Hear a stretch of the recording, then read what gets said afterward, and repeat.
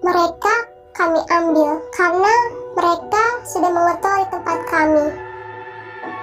Teman kalian dibawa ke alam lain. Salah satu teman kalian diketemukan sama warga dalam keadaan telanjang.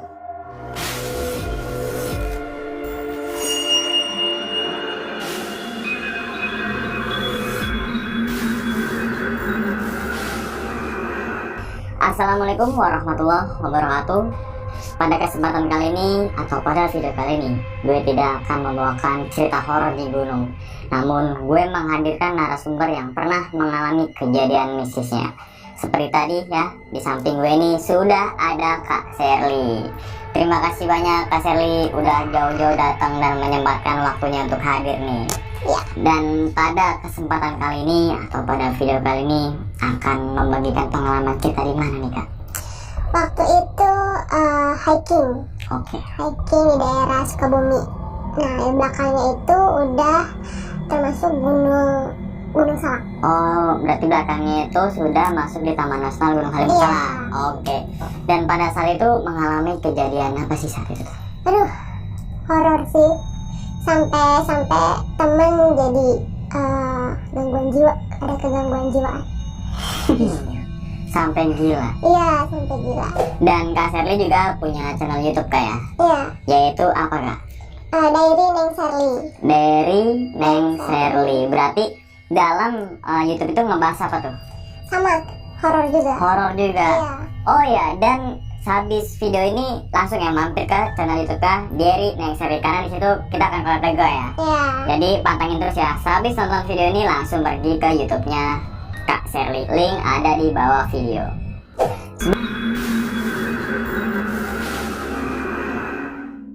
Assalamualaikum warahmatullahi wabarakatuh. Nama gue Sherly, gue dari Jakarta Selatan. Kali ini gue akan menceritakan pengalaman gue saat hiking, Bang.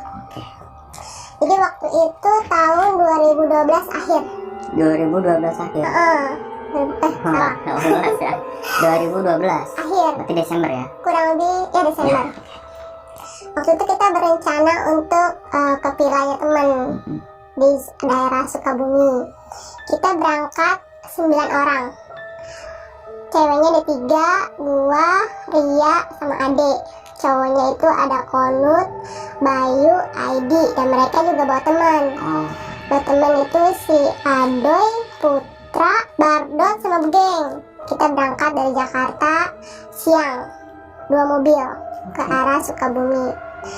Di perjalanan kita beli cemilan dulu Bang buat di villa gitu. Nah, perjalanan ke villa itu cukup serem Bang. Di situ kita harus melewatin pohon pinus. Di situ ada villa 3 berjejer. Berjejer, dan kita ngambil villa yang pertama karena itu villa teman kita, Syria. Villanya cukup luas. Ada 6 kamar, di bawah ada 4, di atas ada 3, ada 2. berarti tingkat ya. Tingkat. Terus kita sampai langsung kita bersih-bersih, terus istirahat gitu, ada yang makan, ada yang ngopi gitu. Kita ambil kamar yang di lantai atas untuk cewek. Udah gitu kita mandi kan biasa gitu, istirahat. Nah jam 9 kita turun ke bawah untuk ngobrol, ngumpul gitu. Terus gue buka omongan, ini besok kita mau kemana nih? Kita rencananya apa? Gitu.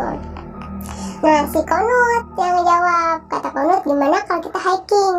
Karena kan di belakang tuh gunung gitu.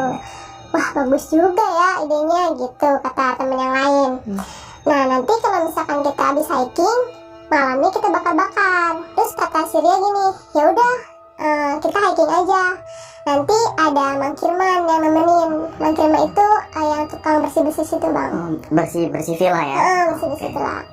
Akhirnya kita udah fix tuh kalau besok mau hiking sama mau bakar-bakar gitu. Gak lama kita kan udah pada capek nih. Kita lanjut istirahat. Yang cewek naik ke lantai 2 untuk istirahat, tapi yang cowok kita nggak tahu tuh ngapain, entah itu begadang atau ngapain kita nggak tahu.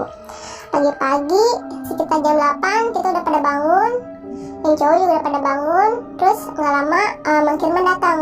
Terus kata Ria, Mang kita mau hiking nih, temenin dong gitu. Terus kata Mang Kirman, oh ya udah Neng, nanti Amang temenin nanti gitu. Takutnya kan nyasar juga, karena kan kita nggak tahu jalan kan. Kita habis selesai sarapan berangkat.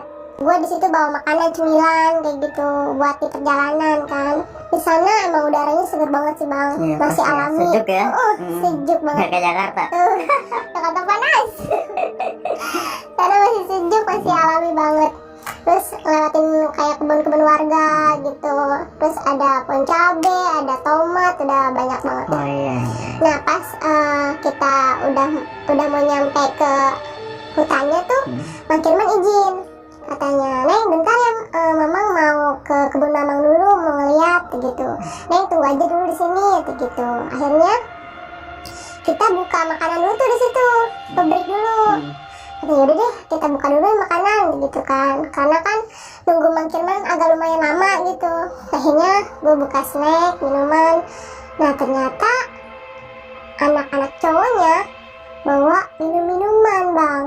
Minuman dalam artian Yang beralkohol. miras. Iya. Oh, astagfirullah. Di situ gue kaget ya. Lu ngapain bawa begituan? Gila lu ya gitu kan. Terus Konut ngomong, apaan sih lu? Baik banget. Tanya orang cuma minum beginian doang gitu. Kata Surya, kalau mau minum nanti aja dipila. Di sini kita nggak enak kalau kelihatan warga sini, begitu. Soalnya kan kita bukan asli warga sini, katanya. Terus si Aidi ngomong, katanya, ini nggak bakal ketahuan, kayak gitu sama warga sini, karena kan emang rumah itu kayak agak jauh gitu bang, jadi nggak berderet kayak rumah di Nggak Jakarta. deket-deketan ya, agak berjarak. Iya, iya. Berjarak. Terus ya udahlah terserah lu gitu. Kita udah mulai agak kesel juga bang, karena kan kita mau ngelewatin hutan bang, Ya betul. ya kan. Ngelewatin hutan terus dengan keadaan mereka yang minum Bawa-bawa gitu. kayak gitu. Nggak lama tuh si Adoy dia izin untuk buang air kecil. Terus kata si Bardot nih, lu mau kemana? Katanya, gue mau kencing gitu. Jangan sembarangan kencingnya, katanya. Jadi ini kan kayak persawahan gitu, kebun gitu. Nah di sini kita break di sini. Sampingnya itu kayak ada air kecil gitu bang, air ngalir. Oh, sungai kecil kayak park kecil ya, perairan. Gitu. Nah si Bardot nyaranin pipis di situ bang. Tapi si Adoy malah pipisnya itu ke arah kebunnya warga. Jadi dia ya pipis aja gitu. Terus sambil ngomong kayak gini, nih minum nih katanya gitu. Aduh parah banget emang. Biar kalian ngerasain kencingnya gua gitu. Itu udah parah banget sih bang. Akhirnya nggak lama tuh Bang Kirman datang. Dia ngeliat bang kalau anak-anak cowok itu lagi pada minum-minuman kayak gitu. Oke. Dia marah. Katanya, kata Bang Kirman tuh kan ngomongnya pakai bahasa Sunda ya kalau di sana. Gue translate pakai bahasa Jakarta aja ya, maksudnya Indonesia lah ya. Indonesia. Katanya, astagfirullah, kalian bawa minuman kayak gitu. Kenapa? Katanya, kalian tahu nggak ini kan bukan kampung kalian. Katanya harusnya kalian menghormatin kita di sini, gitu kan. Pokoknya intinya dia tuh kayak nasihatin kita bang. Dia kesel katanya ngeliat anak-anak zaman sekarang kok nggak bisa menghargain gitu, nggak ada sopan santunnya gitu. Kalau kayak gini mama nggak bisa nganterin hiking katanya. Terus kata Surya, iya mang maaf katanya.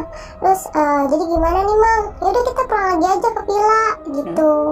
Jadi Mang Kirman itu takut kalau di perjalanan itu ada apa-apa gitu. Oh, iya. Dia kan soalnya lebih ngerti kan daerah situ. Karena kan emang dari kampung itu untuk ke apa sih namanya tuh, ke jalan besar itu lumayan agak jauh bang. Jadi masih pedesaan banget gitu. Iya.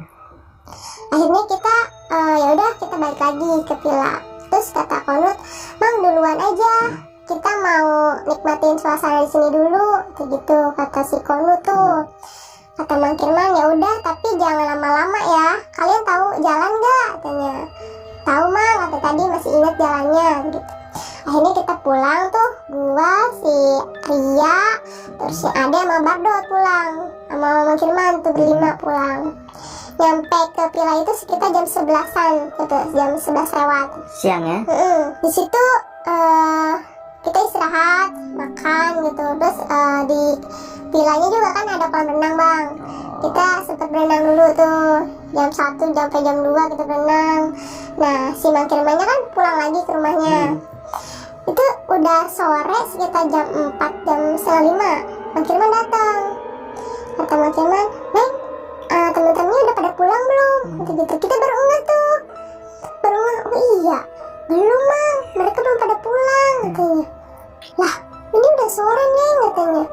Iya, mereka pada kemana ya? Gitu kan kita mikirnya, kita takutnya itu bang, mereka bertingkah aneh gitu, maksudnya bertingkah konyol gitu. Karena kan mereka kondisinya lagi begitu ya. Takutnya pada rese gitu di kampung itu kan. Kita mikirnya ke situ bang, nggak mikir ke yang lain-lain. Akhirnya ya gimana ya Mang, ya udah deh mama cariin katanya.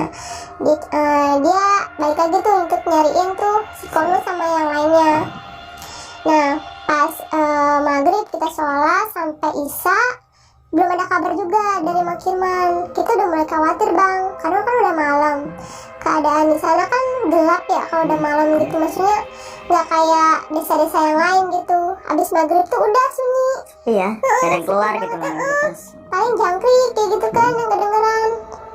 Akhirnya Mang Kirman itu pulang lagi ke Pila lagi, ke Pila nanyain, takutnya Mang Kirman nggak berpapasan gitu sama anak-anak itu. Kata Mang Kirman, Neng, temennya udah pada pulang belum? Belum Mang, gitu. Kirain tuh udah sama Mamang kan kayak gitu. Ternyata mereka belum pada pulang. Dan Mang Kirman udah nyari kemana-mana tuh nggak ketemu bang. Wah kita udah makin khawatir bang, ini anak kemana gitu. Udah gitu dia juga bawa temennya juga kan. Oh iya. Bawa temennya juga. Nah udah gitu tuh kata Mang Kirman, ya udah mama mau nyari teman buat nemenin, buat nyari mereka. Akhirnya Mang Kirman minta bantuan warga situ buat nyari mereka. Pas Mang Kirman pulang, Mang Kirman balik lagi tuh untuk nyari. Kita semuanya naik lagi tuh ke lantai 2. Di situ ada Bardot, ada Ria, Ade. Nah Ade tuh nangis mulu bang. Kerjaannya emang nangis dia mah, apa-apa takut gitu. Nah gak lama kemudian kita ngedenger suara bang, ketawa. Kita pikir wah anak-anak tuh pulang. Wah bener nih udah pada pulang nih gitu. Akhirnya kita turun, kita cari nggak ada bang. Di bawah kan ada 4 ruangan ya bang ya, 4 kamar. Nah di kamar itu tuh kamar 1 ketawa, ada yang ketawa lagi. Pindah ke kamar 2, pindah lagi ke kamar 3. Nah kita pikir tuh mereka ngerjain kita bang. Wah nih mereka ngerjain nih gitu. Pas kita buka ruangan itu nggak ada bang. Semuanya? Nggak ada, kosong. Oh soalnya tadi di atas semua ya? Iya. Pas kita lihat tuh bener-bener nggak ada, kosong. Itu baru 3 tuh bang. 3 ruangan kita buka, karena 3 ruangan itu yang dipakai sama mereka, kecuali yang 1. Pas kita buka yang 1 lagi bang, yang paling terakhir nih. Jadi ruangan utama kan ini ya bang, kayak terang gitu. Iya. Kita buka ruangan keempat itu dalam keadaan gelap. Pas kita buka otomatis lampu itu nyorot dong ke dalam ruangan itu. Kita ngeliat sosok bang, cewek tinggi gede, rambutnya panjang pakai baju putih, tangannya panjang banget bang. Jadi begini nih, dirinya begini. Itu merinding tuh bang, ya Allah, panjang banget, terus mukanya rata.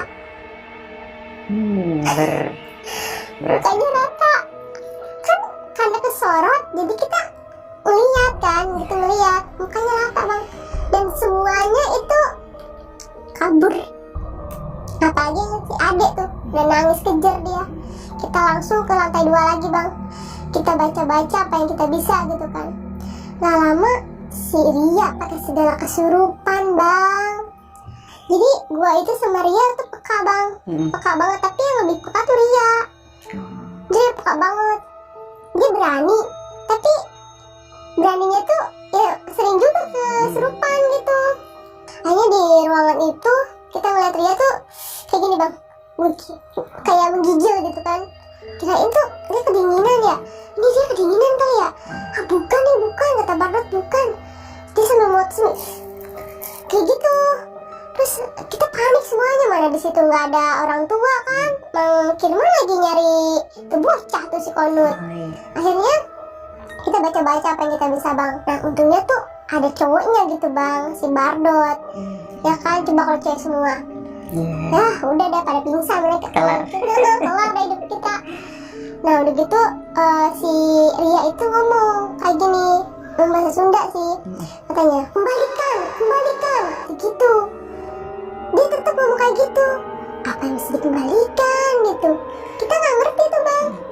Lah kembalikan apa gitu? Kita sampai nanya, ini siapa sih gitu kan? Terus dia sampai motot kembalikan gitu bang. Akhirnya gue nyempet-nyempetin ngambil apa bang? Ngambil bawang putih. Gue bawa bawang putih banyak banget, gue tempelin tuh ke muka-mukanya bang, ke badan-badannya biar hilang gitu. Katanya sih begitu, katanya sama garam. Zaman dulu ya. Udah gitu kita baca-baca sebisa kita, alhamdulillah tuh bang dia sadar. Badannya lemes banget bang langsung situ. Tanya lu kenapa sih? Enggak, gue nggak apa-apa katanya. Ya udah kita istirahat dulu gitu. Itu kurang lebih 15 menit bang dia begitu. Kesurupan nih 15 menit. 15 menit kurang lebih. Tapi dia cuma ngomong kembalikan aja udah. Selama 15 menit itu. Jadi dia diam, matanya melotot terus ngomong lagi kembalikan gitu. Berontak sih, cuman kita berontaknya nggak parah banget untungnya. Akhirnya sekitar jam 11 malam Mang Kirman datang sama warga. Neng, kita belum nemuin si Kono sama temen-temennya gitu. Kayaknya kita harus minta tolong sama Pak Ustadz. Di situ emang ada Ustadz yang kayak apa ya, sesepuh di situ. Sesepuh desa itu. Sesepuh desa itu yang tahu selak beluk ke desa itu gitu bang. Akhirnya kita juga cerita bang sama Kirman kalau si Ria itu kesurupan tadi. Ya udah deh katanya, kita ke rumah Pak Ustadz langsung gitu. Akhirnya malam-malam kita ke rumah Pak Ustadz bang. Kita ke rumah Pak Ustadz, untungnya tuh nggak terlalu jauh rumahnya. Karena desa kecil jadi masih di situ-situ aja gitu bang. Kita ke rumahnya Pak Ustadz, kita ya mau nggak mau malam-malam kita gedor-gedor gitu bang. Kita ketok-ketok assalamualaikum gitu. Terus dijelasin sama Mang Kirman kalau teman kita itu hilang gitu, nggak tahu kesasar, nggak tahu apa, kan kita belum tahu ya bang. Nah udah gitu Pak Ustadznya itu kayak meremin mata gitu bang. Dia mungkin berusaha untuk melihat di ininya gitu ya, kayak alamnya. Kayak alamnya kali. Kata Mang Kirman, ini teman kalian dibawa ke alam lain, kata Pak Ustadznya. Kita kaget karena dari dulu tuh nggak pernah dengar kayak gitu-gituan bang. Jadi percaya nggak percaya gitu kan, ke alam lain emang bisa gitu. Terus kata Pak Ustadznya, ini kita harus manggil mereka nih. Manggil merekanya itu dengan tampah, bukan tampah ya. Diisi beras sama dia di gini-gini bang, berasnya tuh kayak di oseng-oseng gitu ya. Iya diputar-putar belakang gitu ya. Sambil disebutin nama-nama mereka. Akhirnya kita sebutin tuh, Konut, Aidi, terus Bayu, Beging, gitu pulang, gitu. Tapi beberapa kali tuh kayak Pak Ustadznya tuh kayak ngerasa nggak ada respon dari mereka gitu bang. Gak lama gue yang kesurupan bang. Dan kata temen gue bilang gini, mereka kami ambil karena mereka sudah mengotori tempat kami gitu, dalam bahasa Sunda gitu.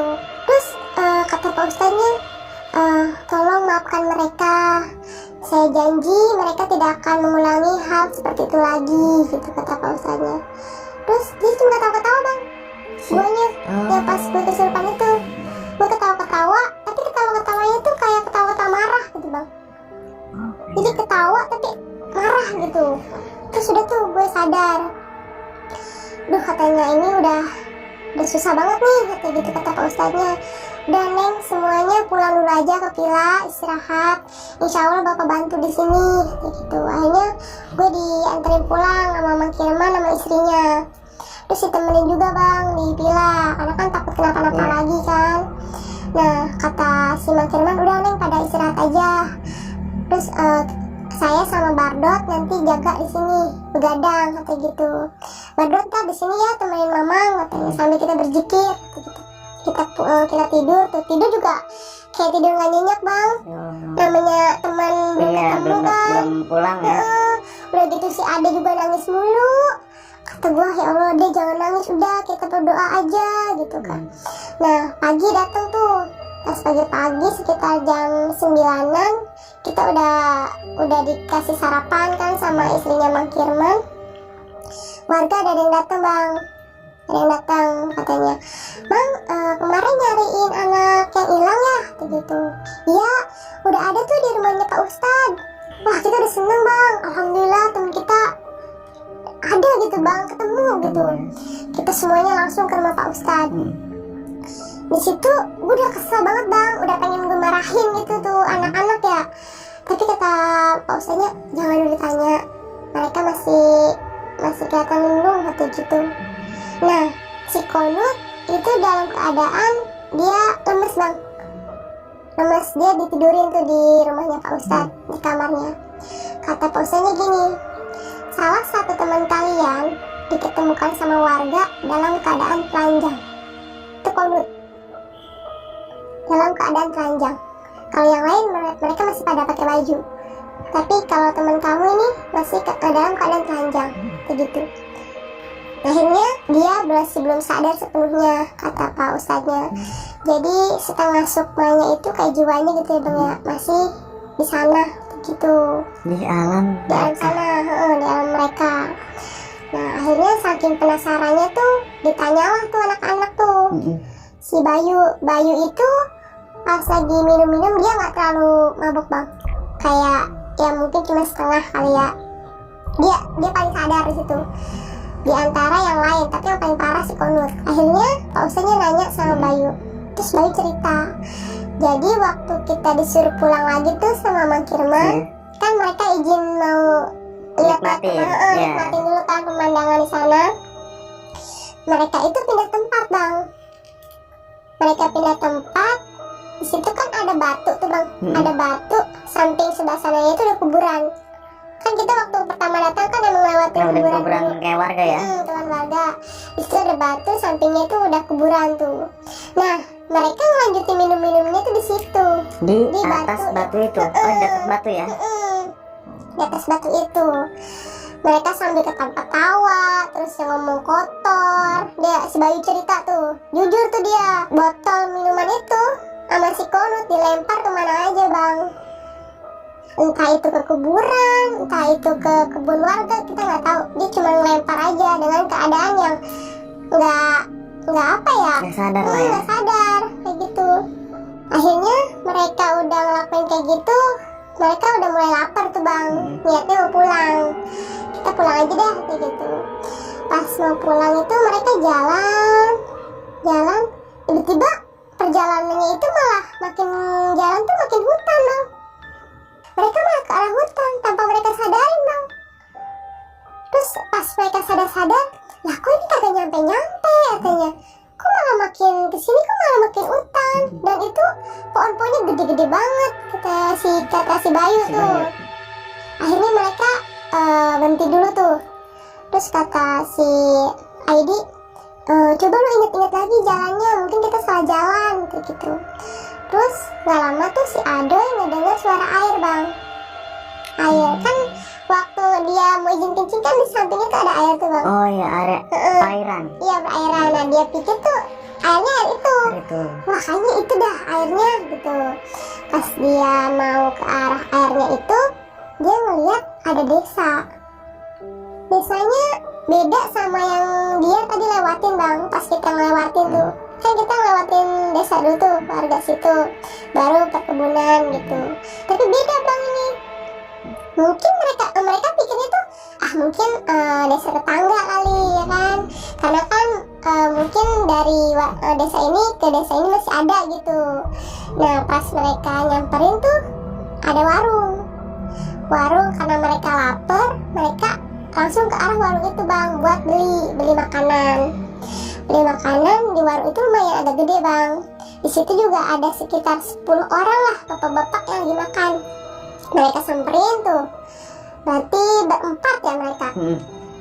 Berempat apa berlima ya? Berlima kan? Berlima. Berlima. Mereka berlima nyamperin ke warung itu. Yang anehnya itu bapak-bapak yang lagi pada makan, nggak ada yang ngomong sepatah kata pun bang. Mereka makan, ya udah makan. Kalau kita kan pasti ada ngobrolnya. Iya, gitu kan. iya betul. Kalau itu enggak. Dia cuman makan udah. Terus mukanya pucat bang. Semua yang lagi makan situ. Mukanya pucat. Pucat banget. Terus pakaiannya tuh kayak pakaian zaman dulu bang. Kayak petani-petani zaman dulu. Iya. Kayak gitu. Mereka tuh nggak berpikiran aneh-aneh awalnya bang. Karena kan emang desa itu tuh penghasilannya dari tani. Iya, jadi mereka mungkin warga sini kali kan. Dia beli gorengan tuh bang, gorengannya katanya masih anget-anget, jadi enak. Dia beli 20.000. 20.000, bu saya beli 20.000 gitu. Akhirnya dia juga beli minuman kan. Nah si Bayu itu nanya sama si ibunya, bu arah ke Pila kemana ya gitu.